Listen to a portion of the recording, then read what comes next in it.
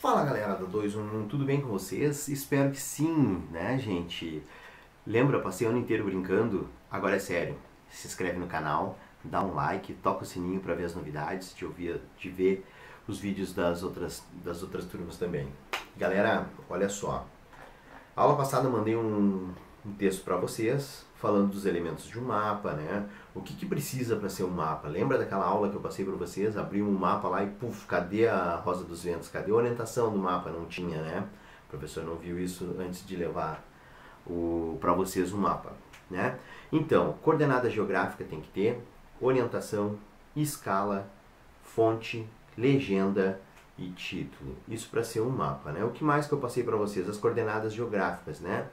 Latitude, longitude, né? O que são os paralelos? Eu já tinha explicado para vocês isso lá no quadro, lembra? Paralelo não se encontra, os paralelos do ritmo não se encontram nunca, né? O paralelo, são linhas imaginárias que traçam a linha terrestre paralelamente ao eixo do Equador, à linha do Equador no caso, tá? Equador equidistante entre um polo e outro. E os meridianos, o meridiano mais famoso de todos, o meridiano de Greenwich, vou falar dele daqui a pouco mais, e que é uma linha imaginária que segue de polo a polo. Então os meridianos todos se encontram nos polos, tanto no sul quanto no norte, certo? Então, latitude são as mesmas paralelas, tá? E a longitude são os meridianos, certo? Mandei lá um infográficozinho bem legal para vocês. Então, eu explanei ele assim, né? Para vocês terem uma ideia, é como se fosse um grande jogo de batalha naval. Todos têm que saber onde que está, cada ponto, cada latitude e longitude, né? Porto Alegre para nós, muito fácil a gente falar, Porto Alegre no menos 30 graus sul, né? Olha, 30 graus sul ou menos 30, e no menos 51 ou 51 graus a oeste, né? Oeste de Greenwich e 30 graus abaixo da linha do Equador, sul. Pedi para vocês pegar algumas curiosidades lá na internet, tá? E se vocês prestarem atenção, alguns têm um sinal negativo, outros têm um sinal positivo. É exatamente por isso que eu estava falando. Cada quadrante no plano cartesiano, que se formou ali com as latitudes, as longitudes, com as paralelas dos meridianos, ele vai dar um plano cartesiano mesmo, né? De x e y, certo? Então isso eu acho que vocês conseguiram compreender. Beleza?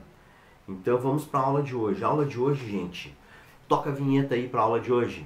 Não tem vinheta, só eu e vocês aqui, ó, pá, direto é a aula, tá? Fuso horário, tá? O fuso horário eu botei um gráfico para vocês ali também. Ele tem uma fotinho com as pessoinhas ali.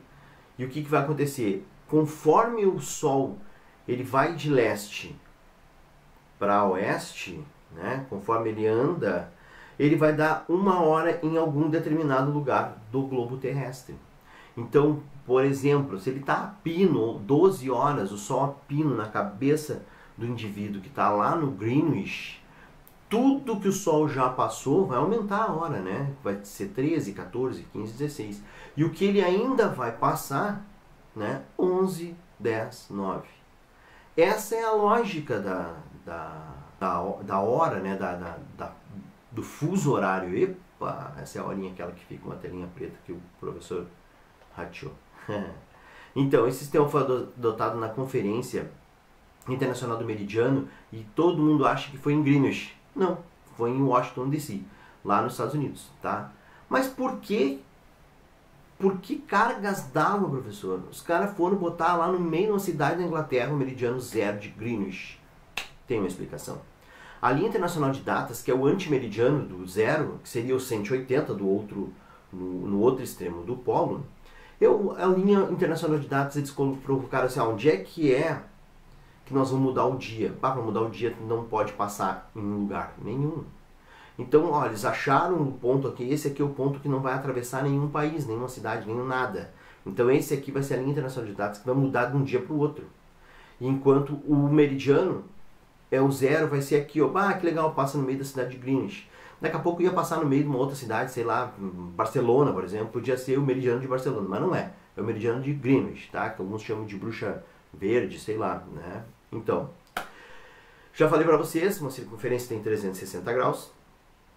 A cada 15 graus temos um meridiano para dar as 24 horas. Mas uma coisa que eu acho que eu não me lembro se eu tenho falado, que a cada grau dentro desses 15 equivale a 15 minutos. Sim, a cada grau dentro dessa hora, né, cada grauzinho vai dar 4 minutos. Isso que eu falei? A cada grau 4 minutos. É isso aí. Cada grau 4 minutos. Tá? Por que eles fizeram isso, tá, gente? Simples, para facilitar a vida das pessoas, né? Imagina se cada um fizesse um fuso horário diferente dentro do seu país. Olha que confusão que ia ser. Aí, por exemplo, com em 1844, eles conseguem deixar o globo todo homogêneo relativamente em relação à hora, que eu sei, por exemplo, eu sou fornecedor de produtos médicos, eu tenho que ligar para os Estados Unidos para comprar máscara agora por causa da Covid, né? O que eu vou fazer? Eu acordo às 8 da manhã e vou ligar para os caras? Não. Né? Daqui a pouco a cidade deles está a 4 fusos horários depois do nosso. Então aqui são 8 horas menos 4, pá, 4 horas da madrugada. O cara vai me xingar, não vai querer me vender, né? Óbvio, né? E o contrário também. Eu tô com um amigo que mora na Austrália, por exemplo, e eu vou ligar pro cara assim, é 2 horas da tarde, não deve estar fazendo nada. Eu ligo pra ele, acordei o cara. 2 horas da madrugada lá, né? No Japão, enfim. Certo? Então por isso, para tu saber, peraí, só um pouquinho, mas isso aqui que hora é agora? Tal hora, então isso é tal hora lá. Não dá para eu ligar pro cara. Certo? Certo, meus amiguinhos?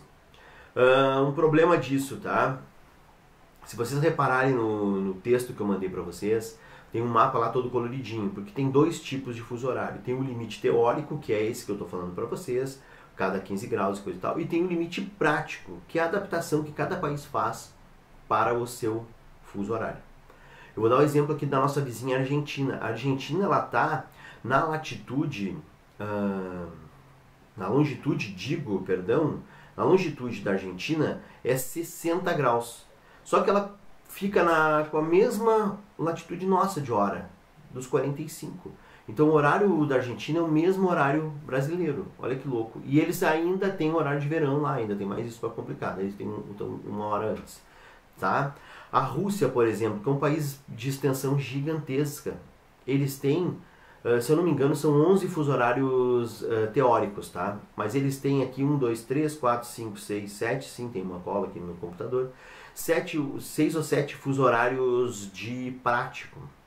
E deu um problema isso lá na Copa do Mundo, porque os caras pensaram assim, como é que eu vou botar um jogo que eu tenho que televisionar às 4 horas da tarde e lá a leste, eu não tenho como fazer lá no leste porque eu preciso televisionar no horário real lá às 4 horas da tarde, no horário da Europa, e lá no leste são 6 fusos horários antes, eles teriam que passar às 10 da manhã o jogo. Então o jogo das 10 da manhã lá passaria às 4, deu muita confusão. O que eles fizeram? Botaram todos os jogos num fuso horário próximo ali, com 1 hora de diferença no máximo. Por isso que tinha jogos que a gente via às 4 e outros a gente via às 5. Simples, não? É isso aí. Então, meus amiguinhos, deixei alguns exercícios para vocês fazerem, tá? Uns exercícios de Brasil. Brasil, tá? Nós temos 4 fuso horários. O Brasil ele está na latitude -2, -3, -4 e um pedacinho no -5. Então tu imagina, né? Sei lá, um jornal famoso aí que dá numa emissora qualquer, começa às 8 horas da noite, no horário de Brasília.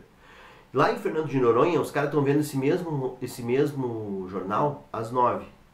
O sol já passou lá, né? Às 9 horas. E lá no Acre, eles estão vendo às... Que hora? Pensaram aí? 6 horas, gente. 6 horas da tarde. Enquanto 6 horas da tarde no horário aqui no horário de Brasília tá passando a Malhação, os caras no horário das 6 horas da tarde eles vão ver o Jornal Nacional, no caso. Na hora eu fazendo propaganda pra Globo, tá? Galera, fico por aqui, senão esse vídeo vai ficar muito extenso. Falo das escalas cartográficas no próximo vídeo, tá? Queria pedir para vocês uma ótima Páscoa. Que vocês fiquem com as suas famílias e lembre-se do professor aqui, alimente seu professor, traga chocolate depois desse recesso, tá? Tudo vai dar certo, esse recesso não é férias, vocês devem estar trabalhando pra caramba, a gente também, estão trabalhando em prol de vocês, estou morrendo de saudade dessas carinhas aí, daqueles caras que conversam bastante ali, que ficam parados na minha frente, adoro vocês, adoro o pessoal todo, tá, gente?